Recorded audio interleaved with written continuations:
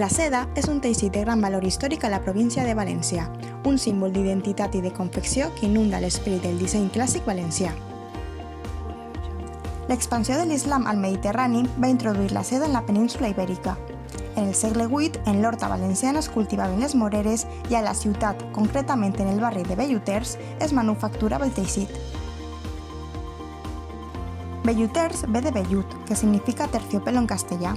En aquest barri van arribar a haver-hi més de 5.000 tallers registrats. Es va crear el Col·legi de l'Art Major de la Seda, que continua vigent, i altres edificis emblemàtics com el Palau del Tamarit, antic taller seder. Construïda entre els segles XV i XVI, la llotja de la seda o llotja dels mercaders és una prova que València era la ciutat del comerç espanyol, model per a ciutats com Toledo i Barcelona en la producció de la seda, en plena expansió de la ciutat. Declarat Patrimoni de la Humanitat per la UNESCO en 1996, és una obra mestra de l'edat daurada a València i representa la riquesa de la ciutat en aquella època.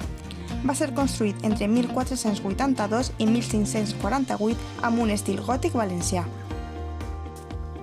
La decoració de les finestres, els arcs de les portes, les xicotetes escultures, les gàrgoles i els detalls del sostre són algunes de les belleses que es poden observar en la llotja de la seda valenciana.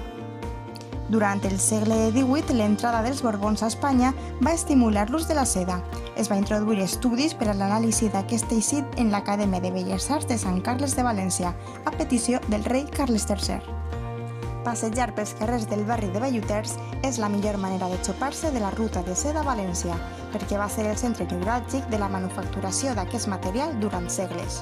Però en concret hi ha alguns edificis que descriuen la seva importància simbòlica en la història de la seda a València. Com per exemple, el Col·legi d'Art Major de la Seda es troba al carrer Hospital número 7 i ha sigut recentment restaurat. Aquest col·legi va ser fundat a la fi del segle XV amb motiu de l'auge de la producció de la seda a València i en 1981 va ser declarat Monument Històric Artístic Nacional. En 2016, la Fundació Hortensia Herrero ha sigut l'encarregada de renovar la cara d'aquest històric edifici, una rehabilitació per a gaudir de tots els veïns i visitants. Finalment, malgrat la decadència de la seda a partir del segle XVIII, la seva indústria ha previscut gràcies a la decoració i els vestits tradicionals valencians.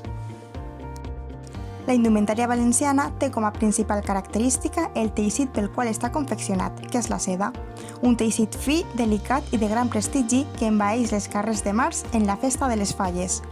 Ofrenes, desfilades, cercaviles, esdeveniments, la seda és el teixit per excel·lència en aquesta festivitat i a la ciutat de València. Les falleres vesteixen aquest tipus d'indumentària i els seus dissenys reflecteixen els segles XVIII i XIX regint-se a la història valenciana.